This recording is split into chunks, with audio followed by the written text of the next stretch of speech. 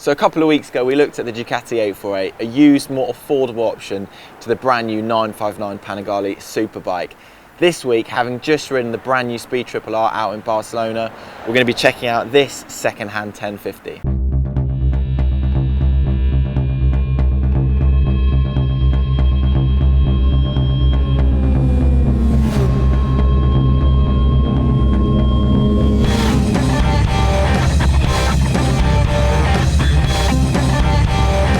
I think it's pretty crazy to think that the first Speed Triple came out 22 years ago in 1994, but then again that is only a good thing for us because it means there are 22 years worth of Speedies for us to snap up. So there's been the original Speed Triple, there's been the 955i, the T509, and then there's been various generations of this latest 1050cc powered model. So this particular bike is the first of the 1050cc power bikes. So it's a 2005 model.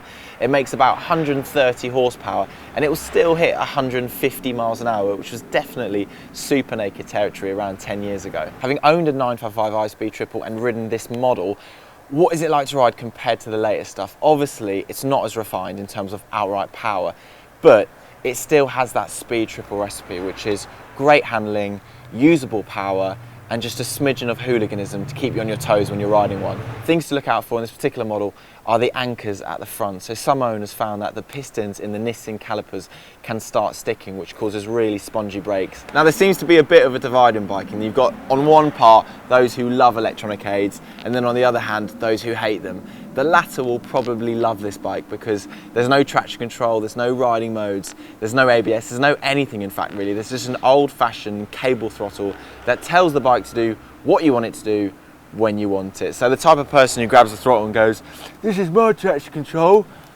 probably will love this bike. Another thing that may sort of turn on that group of bikers are those round bug-eyed headlights, which I think a lot of people wish Triumph had stuck to. When it comes to Triumphs, a bit like Ducati, it's really easy to start spending a lot of money on optional extras, things like fly screens, belly pans, aftermarket exhaust systems, because these stock units are really heavy and a lot of owners don't want all that weight up near the seat unit because obviously it slows down the handling of the bike. So it's worth looking around because you may find a used option out there with all that stuff already bolted onto it. This actual bike's for sale at the Motorcycle Centre in Lingfield for £4,300.